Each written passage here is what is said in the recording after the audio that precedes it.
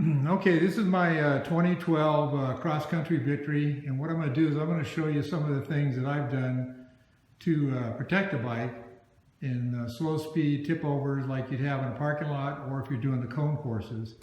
I'm doing something a little bit different. I haven't seen anybody else do it, so I thought I would share it with everybody on the forum. Everybody knows that in most cases people suggest you use a heater hose. Well, I tried the heater hose and it just didn't work very well. First of all, it looks ugly.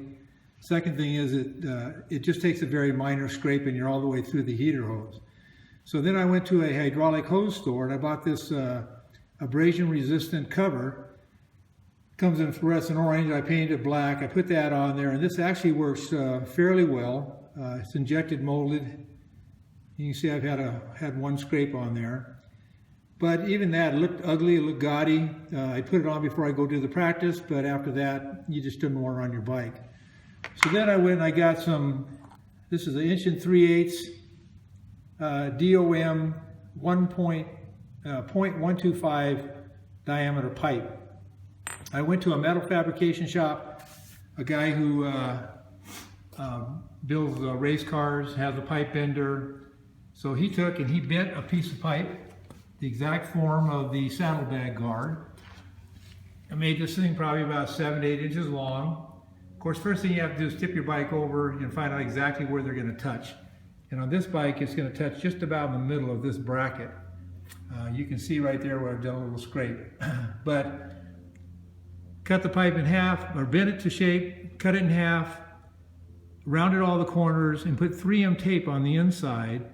Pressed it on there with wood clamps, made sure it was nice and tight. I just have these wire ties on here just for what if. I just didn't want it falling off and going through somebody's windshield.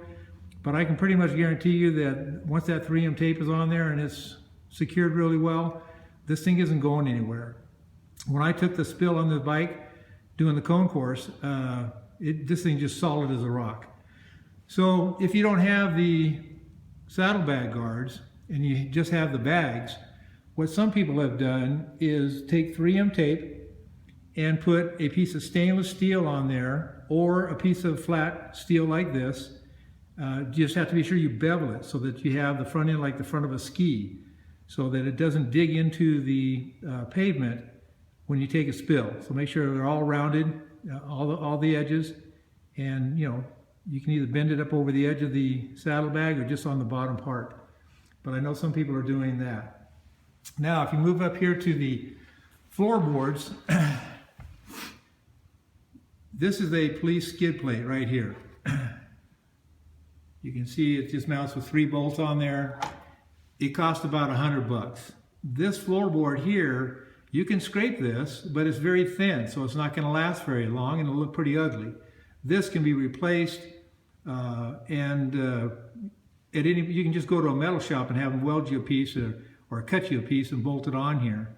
And if you also notice that from the time this piece here hits the ground, you've got 1 inch or 2 before it actually hits the crash bar on the front or the skid plate on the back.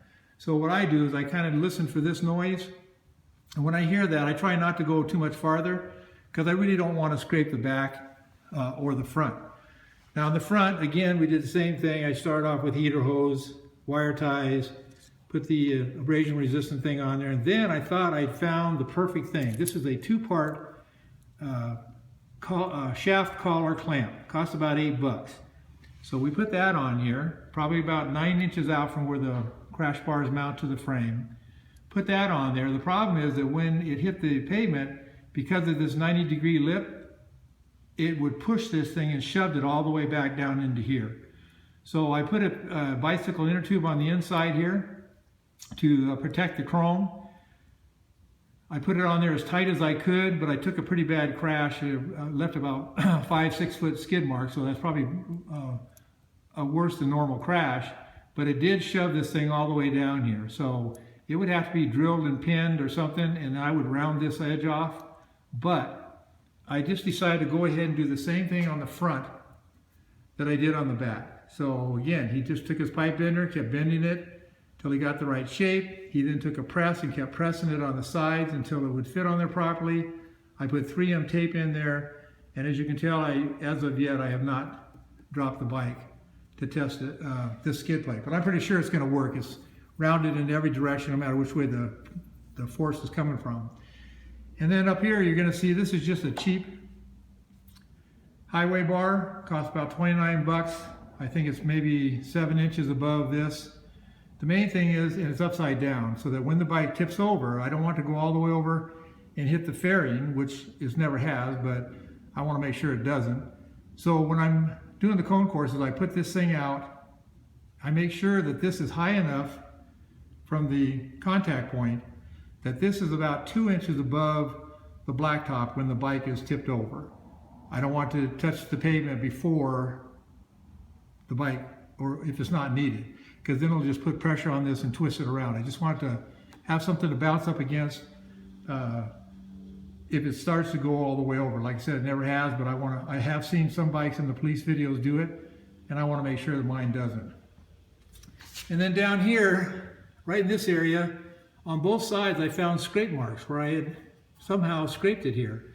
Normally that part of the bike is not touching when you tip the bike over. However, I think what happened is I was doing some U-turns, tight U-turns, in the middle of a road that had a crown on it. And I think that that's what happened, and I scraped it on both sides. So I just sanded it down, took some matte paint, painted it over, and everything's fine. So anyway, that's what I've done on my bike to help protect it. I know that when you're out doing the cone courses and stuff like that, one of the big concerns is personal injury. And of course, the next one is damaging your bike. So if you can protect your bike to where when you're all done doing your cone courses and practicing, the bike looks like brand new, you're going to be more likely to push the bike and get it to do what you really want it to do.